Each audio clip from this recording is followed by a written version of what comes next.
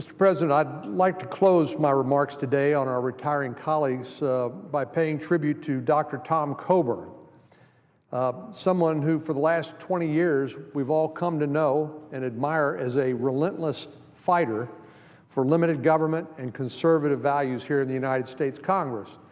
Now, Tom can be a very charming guy, but I know he can also be a pain in our side too when he is determined to make sure that he gets a chance to get a vote on an important matter here in the United States Senate. And I think he's comfortable in both of those roles. I know he is. Tom Coburn is a man of strong principle, a man of great integrity, and perhaps just as importantly, a man of remarkable humility. Our country has benefited greatly from the wisdom and leadership that Tom has provided during his service in Congress, first in the House and then in the Senate. I've been in the Senate now for a little more than a decade, and during that time, our colleague from Oklahoma has done more than anyone else in this chamber to eliminate wasteful spending, expose fraud and abuse in the federal budget, and get our entitlement programs on a sustainable path. Now, Tom would be the first one to say that job has just begun, but he's certainly given it everything he has. He's educated our nation on the fiscal threat we live under and what it means for our children and our grandchildren, and he's worked tirelessly to correct it. He's done a remarkable job as the ranking member of the Homeland Security and Governmental Affairs Committee, as well as his service on the Intelligence and Banking Committees. Furthermore, Tom has been an unyielding force at protecting liberty and improving access to affordable health care by proposing positive, patient-oriented alternatives. And for these reasons and many more, I am grateful for his service. But perhaps the thing he does not want to be remembered for that has made such a profound impression on many of us is his courage and his ability to deal with the fact that he's a 3-time cancer survivor. And even last week, I know he was receiving treatment for this most recent flare-up. But he'll be back here today. He'll be doing what he does best, and that is fighting for his principles and perhaps causing more than a little bit of turbulence in the process in this otherwise staid chamber. But I know I speak for this entire chamber when I say it's an honor to serve with a man like Tom Coburn. I know this to be true because Tom's well respected on both sides of the aisle.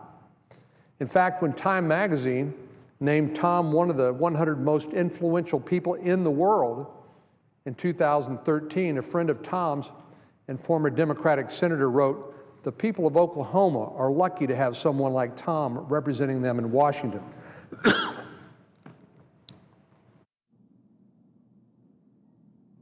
Tom is someone who speaks his mind, sticks to his principles, and is committed to the people he is elected to serve. The friend I'm referring to who made those remarks is none other than our President, Barack Obama, when he served with Tom in the United States Senate. Now, when the President said that, he found out that Tom received a number of angry letters from constituents saying that he and President Obama looked a little too chummy together. To which Tom replied, and this is a classic Tom Coburn, he said, quote, "What better way to influence someone than to love them?" This serves, I think, as testament to his character. You see, Tom has an extraordinary ability not just to win the respect of those who agree with him, but the admiration and respect of those who disagree with him as well.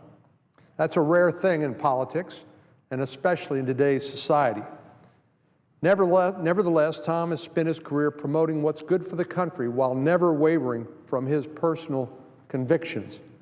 Along the way, he's racked up a lengthy list of accomplishments that protect taxpayers and increase transparency in government. Tom's resume proves he's been a leader not only in Congress, but in every aspect of his life. For example, I think many of our colleagues don't realize that he had a distinguished career in business and medicine before he got here. Tom served as president of the College of Business Student Council while getting his accounting degree at Oklahoma State University. And later he went back to medical school. That's a Freudian slip he wouldn't be happy with. Went back to medical school where he trained to become a physician and served as president of his class at the University of Oklahoma Medical School. Well, Tom's got a lot to be proud of about his service in the House and in the Senate, but he's, again, like all of us, perhaps most proud of his family. He's been married to the former Miss Oklahoma for nearly 50 years, and he and Carolyn have 3 daughters and 7 grandchildren. Meanwhile, in his career as a physician, he's delivered more than 4,000 babies, which perhaps explains the vote totals in some of his elections, because I'm sure many of them have grown up to vote for him.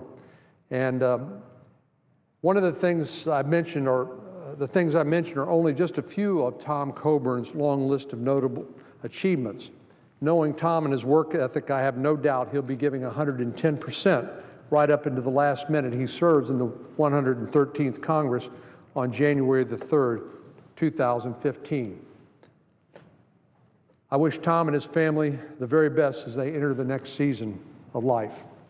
Mr. President, I yield the floor.